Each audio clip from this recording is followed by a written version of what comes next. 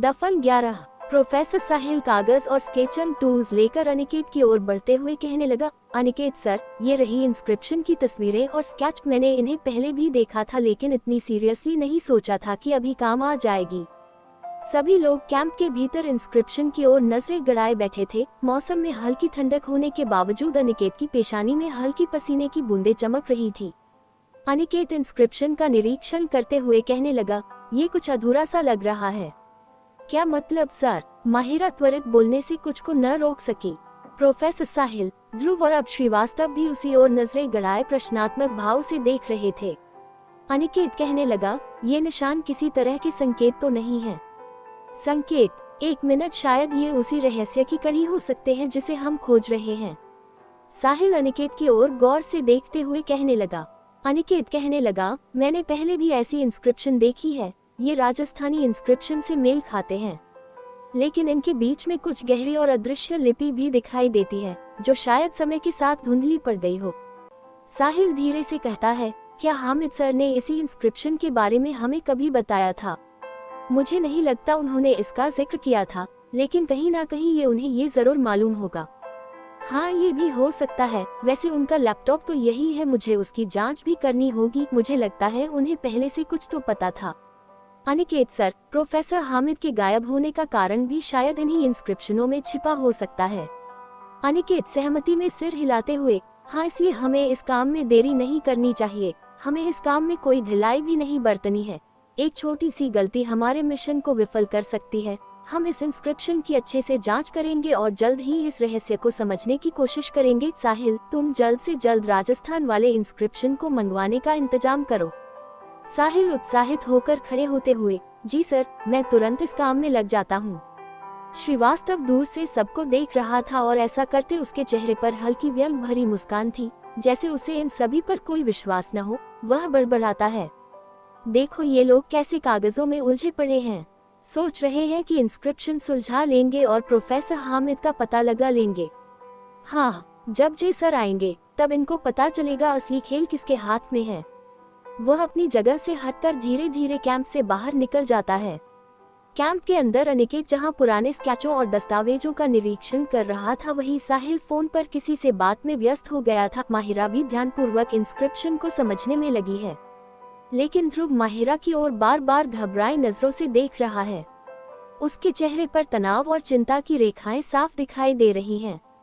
ध्रुव खुद से बड़बड़ाते हुए, अगर माहिरा ने मेरे अतीत का जिक्र यहाँ कर दिया तो? नहीं नहीं, ये सब कुछ बर्बाद कर सकता है। मुझे कुछ तो करना होगा। ध्रुव धीरे से कैंप से बाहर निकलता है और अपने दोस्तों शाहिद और यश को कॉल करता है। वह सुनसान जगह पर पहुंचकर धीमी आवाज में उनसे बात करता है। ध्रुव, हेलो शाहिद, मुझे तुम्हारी मदद की जरूरत है। मैं मुश्किल में फंस गया हूँ। माहिरा यहाँ है और अगर उसने मेरे अतीत के बारे में कुछ कह दिया तो मेरा खेल खत्म हो सकता है। शाहिद गुस्से में, माहिरा वही है, बस इतनी सी बात। हम तुरंत वहां आते हैं और उसकी जुबान हमेशा के लिए बंद कर देते हैं। यश भी जोश में, हाँ ध्रुव, ये काम हम कर देंगे। उसे हटाने से तुम्हारे सारे राज दफन हो जाएंगे। तुम बस बताओ कहाँ आना है। अपने दोस्तों की बात सुन ध्रुव कुछ देर चुप रहता है। उसकी आंखों में एक झिझक और डर समाहित था। वह जानता था कि माहिरा को नुकसान पहुंचाना गलत है, लेकिन उसका अतीत उजागर होने का डर उसे बेचैन कर रहा है। ध्रुव थोड़ा रुककर संयमित स्वर में कहने लगा, नहीं, मैं ऐसा कुछ नहीं चाहता। मुझे नहीं लगता कि माहिरा को नुकसान पहुंचाना सही होगा। हमें बस इस बात का ध्यान रखना होगा कि वो किसी तरह मेरे अतीत के बारे में न बताए। मैं नहीं चाहता कि चीजें इतनी खतरनाक मोड़ पर जाएं।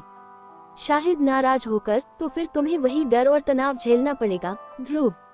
अगर माहिरा ने कुछ कह दिया तो हमारे लिए सब खत्म हो सकता है। ध्रुव, शाहिद, तुम मेरी बात समझने की कोशिश करो। मैं बस चाहता हूँ कि इस मामले को चुपचाप संभालें, वो भी किसी को नुकसान पहुँचाए बिना। यश धीमे स्वर में, ठीक है ध्रुव, लेकिन याद रखना, अगर माहिरा ने सच में कुछ बोलने की कोशिश की तो हम अपना रास्ता खुद निकाल लेंगे, और अगर हमें माहिरा का काम तमाम करना पड़ा तो हमें रोकना मत। ध्रुव इस चेतावनी से और भी घबरा जाता है, लेकिन वो खुद को संभालने की कोशिश करता है। तब शाहिद कॉल खत्म करते हुए कहता है, ठीक है, लेकिन अभी माहिरा पर नजर रखो और याद रखो, कुछ भी होने से पहले मुझसे बात करना, समझे? ध्रुव कॉल काट देता है और गहरी सांस लेता है। वह धीरे धीरे वापस कैंप की ओर बढ़ता है। वहाँ माहिरा और बाकी लोग अब भी इंस्क्रिप्शन में खोए हुए हैं। माहिरा ने जैसे ही ध्रुव को आते देखा, उसकी ओर मुस्कुराए, लेकिन ध्रुव की आंखों में छिपी बेचैनी और चिंता को माहिरा समझ नहीं पाई। ध्रुव अपनी जगह पर लौट तो आया है, पर उसके मन में अब भी बेचैनी है। उसे अपने अतीत का डर और वर्तमान की स्थिति में खुद को संभालने की चुनौती समझ नहीं आ रही। लेकिन उसे ये पता है कि उसकी जिंदगी एक बहुत ही नाजुक मोड़ पर है, जहाँ एक गलती उसे हमेशा के लिए बर्बाद कर सकती है। प्रोफेसर साहिल, तो अब ये तय हो गया है कि राजस्थान वाले इंस्क्रिप्शन को हमें यहाँ लाना होगा। वहाँ जो भी मिलता है उससे हमें इस रहस्य को सुलझाने में मदद मिल सकती है। ध्रुव थोड़ा चौंकते हुए, तो क्या हम अभी राजस्थान के लिए निकलने की तैयारी कर रहे हैं? प्रोफेसर साहिल सहमत होते हुए, हाँ ध्रुव, पहले सोचा था कि तुम और मैं इस काम के लिए निकलते हैं, लेकिन अब अनिकेत सर मेरे साथ चल रहे हैं। अनिकेत शांत स्वर में, हाँ मैं खुद वहाँ जाना चाहता हूँ। उस जगह को देखना और महसूस करना बहुत जरूरी है।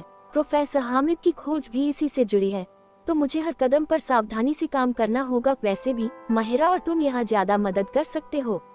अनिकेत की इस घोषणा से माहिरा और ध्रुव एक दूसरे की ओर देखते हैं।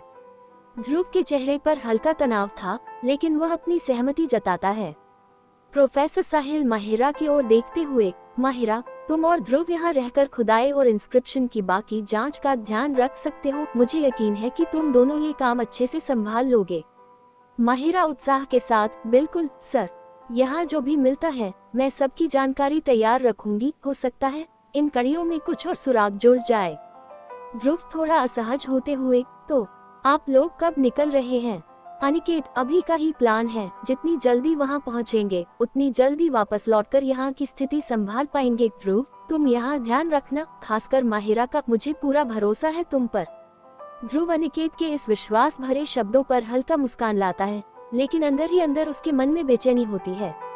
माहिरा की ओर एक नजर डालता है और फिर सहमति में सिर हिलाता है। प्रोफेसर साहिल अनिकेत की ओर देखते हुए, तो चले अनिकेत सर, तैयारी हो गई है, अब हम सीधे राजस्थान की ओर रवाना होंगे। अनिकेत, ओके, समय बर्बाद किए बिना चलते हैं। उम्मीद है वहाँ हमें कुछ ऐसा मिलेगा जो इस सारे रहस्य पर से पर्दा उठा सके। माहिरा और ध्रुव उन्हें अलविदा कहते हैं और अनिकेत और प्रोफेसर साहिल कार में बैठकर राजस्थान के लिए रवाना होते हैं। माहिरा के चेहरे पर शांत भाव थी, जबकि ध्रुव के मन में हल्का डर उठ चुका था। माहिरा की उपस्थिति उसे अब पहले से अधिक असहज महसूस करवा रही है। कैंप की गतिविधियां धीरे धीरे शांत होती हैं, लेकिन माहिरा और ध्रुव के बीच अनकही बातों का भार साफ महसूस हो रहा था। दोनों को पता है कि राजस्थान में जो भी इंस्क्रिप्शन मिलेगा वह इस रहस्य को सुलझाने में एक महत्वपूर्ण कड़ी साबित हो सकता है। आप सभी के सामने एक महत्वपूर्ण सवाल खड़ा है, क्या ये रहस्य वास्तव में उजागर होगा या इसमें और भी परतें जुड़ जाएंगी? कहानी आगे जारी रहेगी। कहानी पसंद आने पर लाइक करें, सब्सक्राइब करें और मित्रों से साझा करना बिल्कुल न भूलें। धन्यवाद।